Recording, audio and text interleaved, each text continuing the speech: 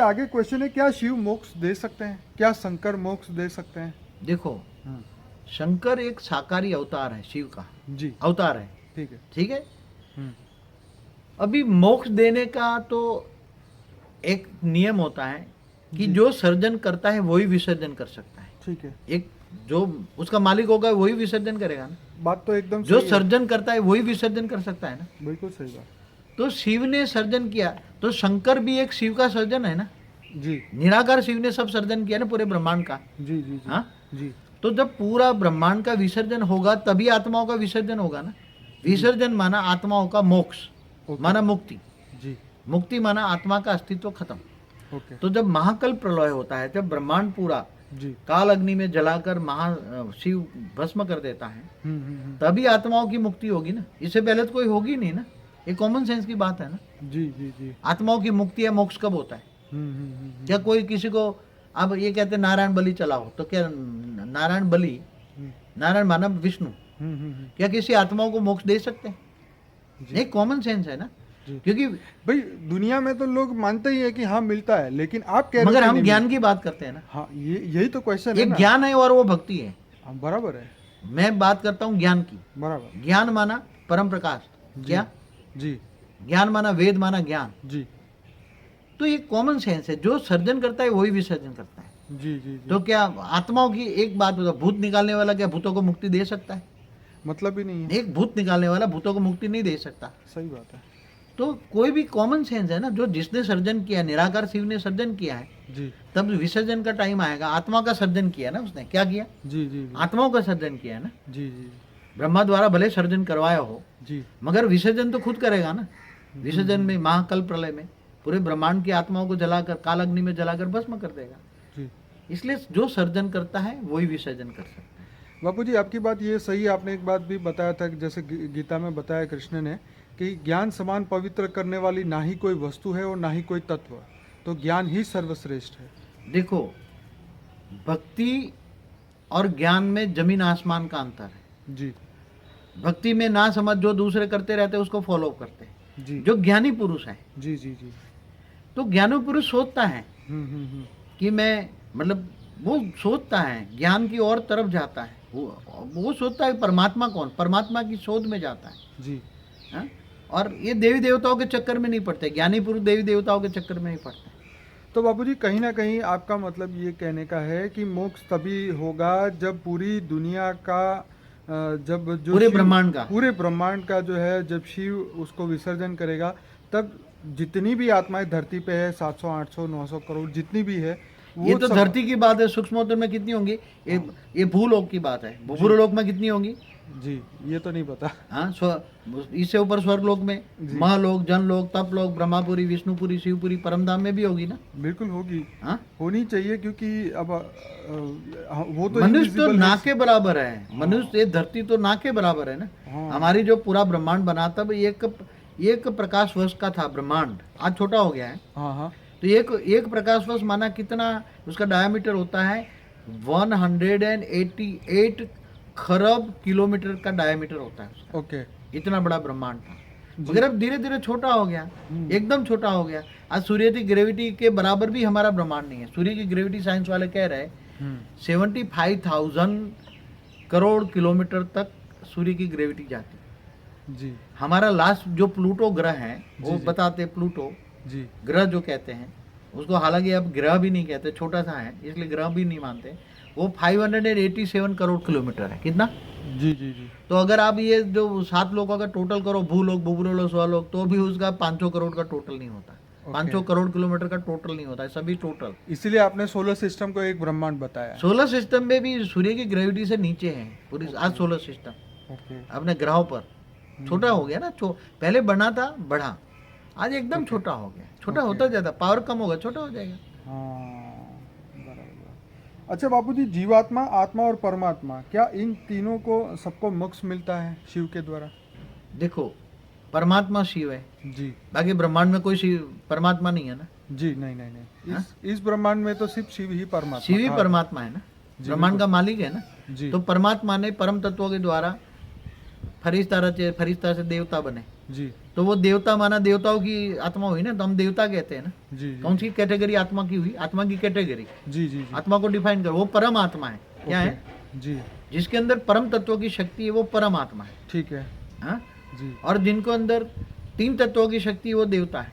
जी देवताओं का शरीर 3 तत्वों का है, जी वो जी स्वर्ग लोक में रहते हैं। जी जी जी और जी जो जीवात्मा जो मनुष्य बन गए, मनुष्य को अपने आत्मा का ज्ञान नहीं है, वो जीवात्मा बन गए। ओके जो मनुष्य को आत्मा का ज्ञान नहीं है, जी वो मनुष्य को हम जीवात्मा कहेंगे। ओके वो जीव बन गया, अपने आप को ही भूल गया, मैं कौन हूँ, कहाँ से आया हूँ। जी जी जी और बाकी जो जीव है, जो कीड़े मकोड़े को भी जीव कहते हैं, बिल्कुल एकदम कीड़े मकोड़े जानवर को भी जीव कहते हैं। जी जी जी तो जीव के अंदर सब आ जाता है। जी जी जी तो परमात्मा है शिव, जी देवात्मा है देवता, जी मनुष्य आत्माओं में भी आत्मा वो है जी जो आत्मा परमात्मा को जानता है, वो आत्मा है। जी बाकी जो अपने आत्मा परमात्मा को नहीं जानता, जी वो जीव है। जी जी और बाकी सारे निचली कैटेगरी जी सब जीव है।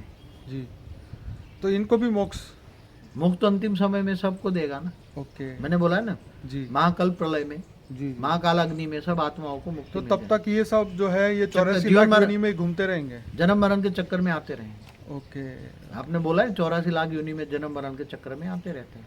तो बाबूजी जो कृष्ण ने बोला था कि हे अर्जुन तू परम पद को प्राप्त करना चाहें तो परम तत्व को सूर्य की भांति अपने अंदर प्रकाशित कर ले तो तू जीवन और मृत्यु से ऊपर चला जाएगा और परम पद को प्राप्त करेगा।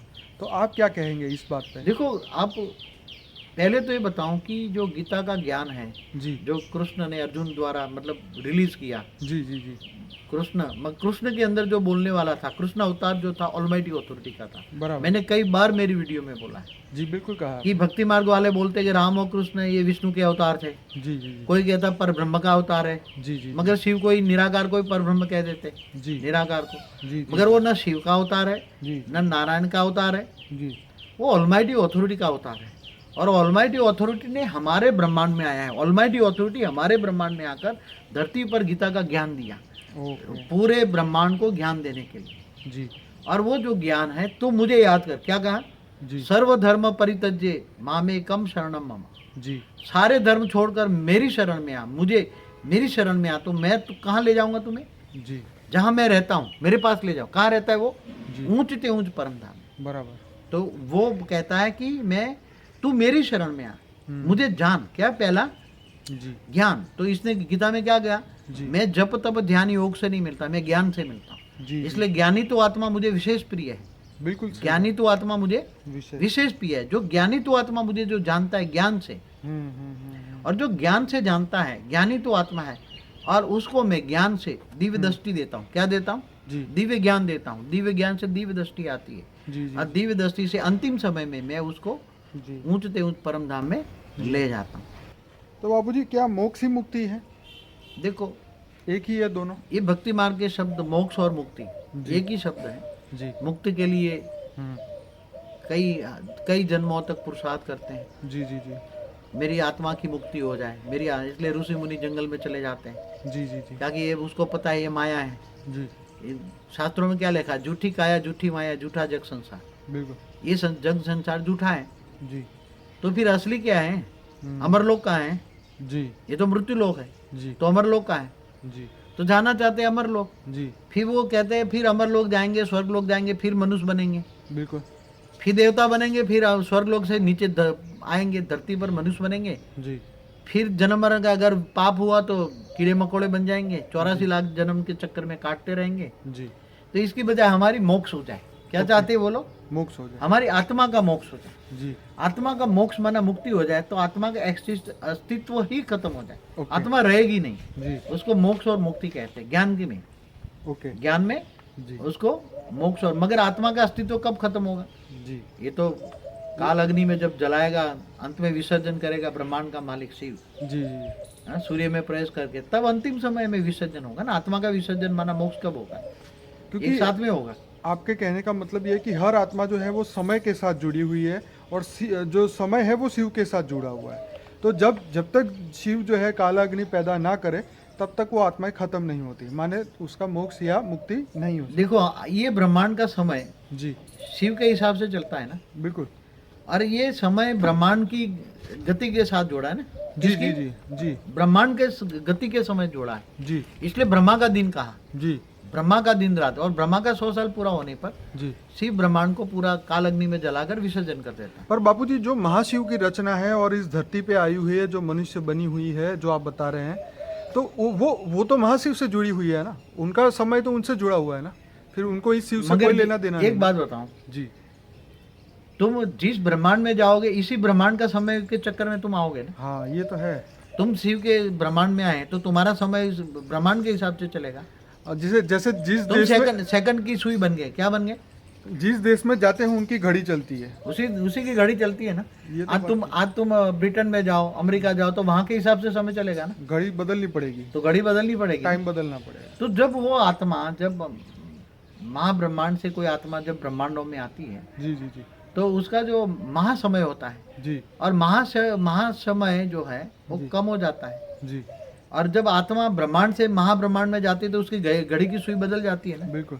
वो सेकंड से मिनट बन गए। तो फिर बापूजी सही समय कैसे मिला है आत्मा जो धरती पे बैठी हुई है, जो शिव के कैटेगरी की आत्मा है, महाशिव की कैटेगरी की है, इनको मगर एक समय से बात परे बताओ, होना पड़े ना। नहीं एक बात बताओ, तुम्हारा इंडिया का घड़ी का टाइम और अमेरिका का घड़ी का टाइम का एक ग्रुप कर सकते हो? नहीं, कर तो नहीं सकते, लेकिन समय देख के फोन कर सकते हैं कि भाई वहाँ दिन चल रहा होगा या वहाँ रात चल रही होगी, उस समय तो देख ऐसी के तरह बात कर सकते एक बात बताऊं, हैं। जी जब वहां तो महाशिव की, ब्रह्मा का 100 साल है, जी तो वहां तो महाशिव की एक पल है, प्रतिपल है। जी तो बोला ना, प्रतिपल अनंत अनंत ब्रह्मांड बनते हैं, बिगड़ते हैं। बिल्कुल। हाँ, तो जैसे ये ब्रह्मापुरी में तुम 1 सेकंड रहो तो धरती पर 1 लाख साल हो जाते हैं। जी तो जो कोरिलेशन साइंस भी ढूंढ रहे हैं ना, correlation between time, hmm space जी एंड स्पीड। जी जी समय की स्पीड किसके हिसाब से चलती है? हम्म जैसे ये ब्रह्मांड की जो घड़ी की स्पीड है जी जी वो ब्रह्मा के समय के हिसाब से चलती है। जी जी तो वहाँ महाघड़ी है, तो महाब्रह्मांड के महाशिव के प्रतिपल से चलती है। तो ओके ऐसी तरह यूनिवर्स में भी स्पीड है, जी तो यूनिवर्स की स्पीड परम महाशिव के परम महाघड़ी है। वहाँ महाघड़ी है, यहाँ घड़ी है, क्या है? जी जी यह सेकंड के हिसाब से चलती है, वहाँ मिनट के हिसाब से चलती है, और वो आवर के हिसाब से चलती है। जी पहले ही मैंने बोल दिया, समय किसके हिसाब से चलता है।